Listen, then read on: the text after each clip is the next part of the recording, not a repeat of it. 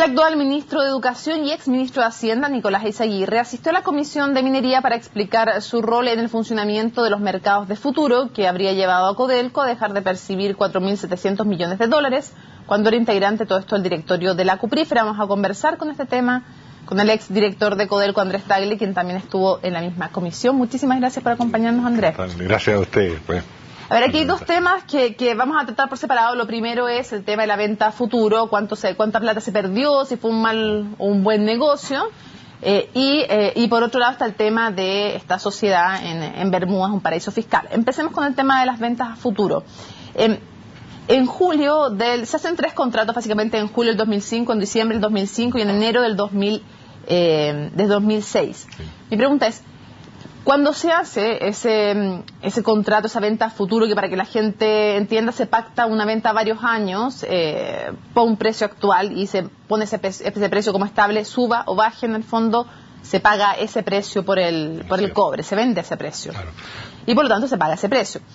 Ahora, si está por sobre ese precio, que fue lo que ocurrió, se pierde plata. Si está por debajo de ese precio, se ganó plata. Se gana plata. Ok. Señor Tagle, cuando se hacen estos contratos, ¿a qué precio estaba el cobre? El precio estaba bastante más arriba, o sea... ¿A cuánto está el cobre en julio del 2005? Mira, aproximadamente? En julio del 2005 estaba a 163, y ese contrato se vende partiendo el 2006 con 139 pesos y terminando el 2011 en 105. El contrato más grande... 1,176 dólares la libra el contrato, el primero. Estaba a 163 en ese momento, cuando ellos toman la decisión de vender a futuro, y venden más abajo. Venden en 139 el primer año, venden muy largo plazo, 2006 al 2011, son 5 años ahí, y venden partiendo en 139 y después en 105. Y en general los 3 contratos son así. El más grande, que el último que hacen en enero del 2006, estaba en 2.14 y ellos venden en 157 y después 127. Entonces, esto se llama backwardation en los mercados financieros, cuando el precio spot es más alto que los futuros. Y lo que se considera es que hay mucha demanda por cobre en ese momento, por eso el precio inmediato, spot que se llama, es alto. ¿Ah? Ya, por eso expliquémoslo súper en fácil. También dice como primera cosa que cuando se hace la venta, el precio que se acuerda como precio a futuro es más bajo incluso que lo que estaba el cobre en ese momento en el mercado como precio. Efectivamente. ¿Por qué se hace, dicho en fácil?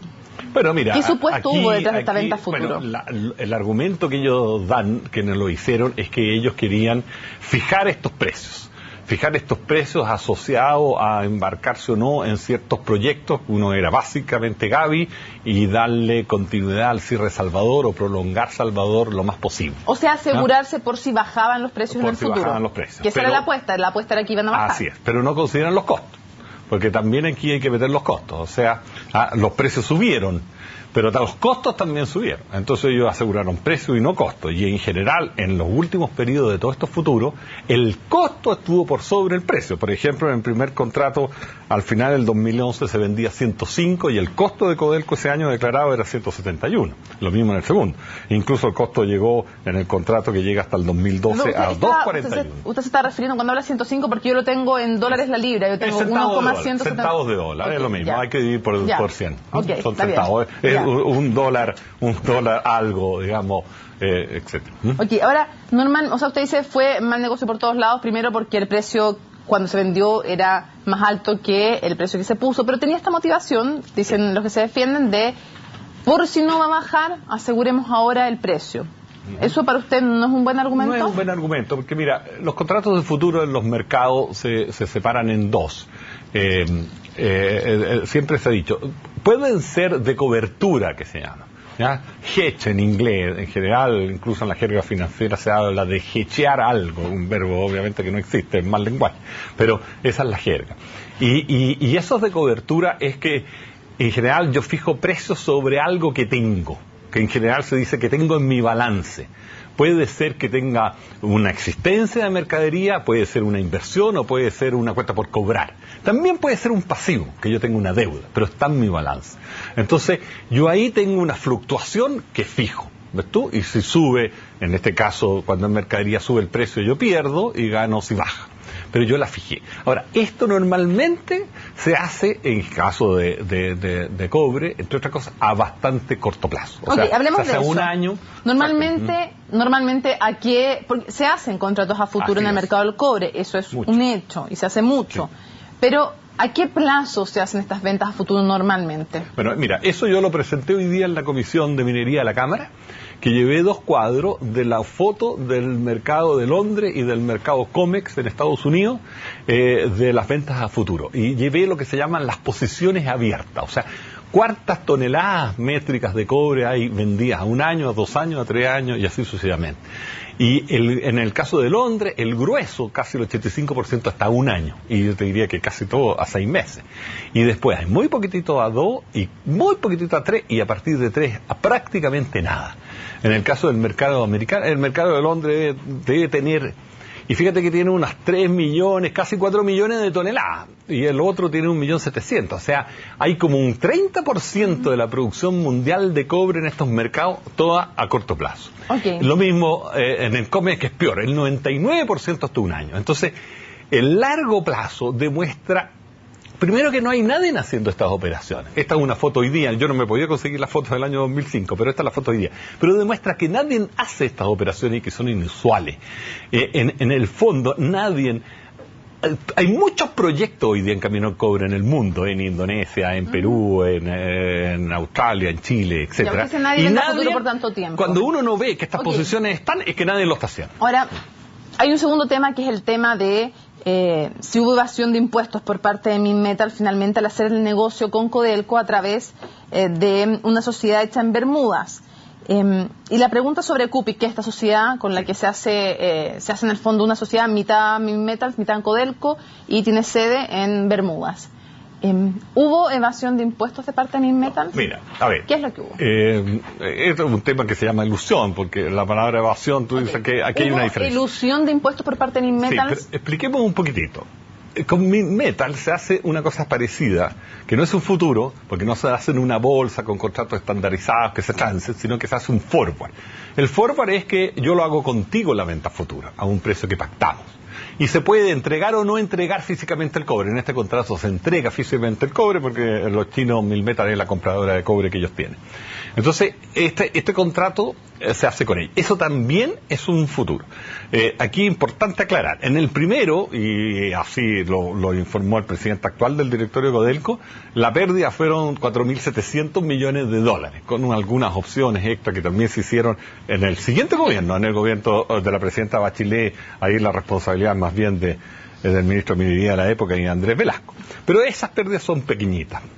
Ahora, estos fueron 4.700. Lo de Minmetal es una operación que a Codelco le está costando entre 2.000 a 2.300 millones. Esto varía, depende del precio, porque todavía tenemos que vender este cobre hasta el 2021 a $1.20. O sea, usted habla de ilusión en el fondo y no de evasión. Claro, ¿qué pasa? Me quedan 2 temas más que no quiero que se me acabe el tiempo. Aclaremos cuál es el problema. Esta sociedad se creó en las Bermudas.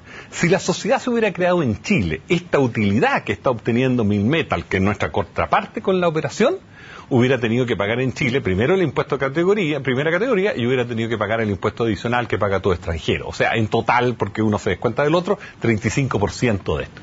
Al estar en Bermudas, Minmetal tiene que pagar los impuestos de Bermuda y no tiene que pagar los impuestos de Chile, y se lleva esta plata, estos 2.300, sin pagar impuestos en Chile. Un par de cosas brevemente antes que se nos acabe el tiempo.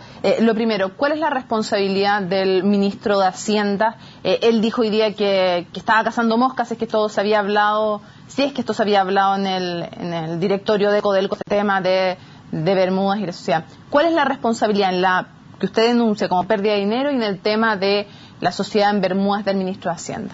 No, bueno, mira. Entonces, ministro de Hacienda, hoy ministro de Educación. El ministro de Hacienda de la época del ministro de Educación era director de Codelco, igual que el ministro de Minería, digamos, ¿ya?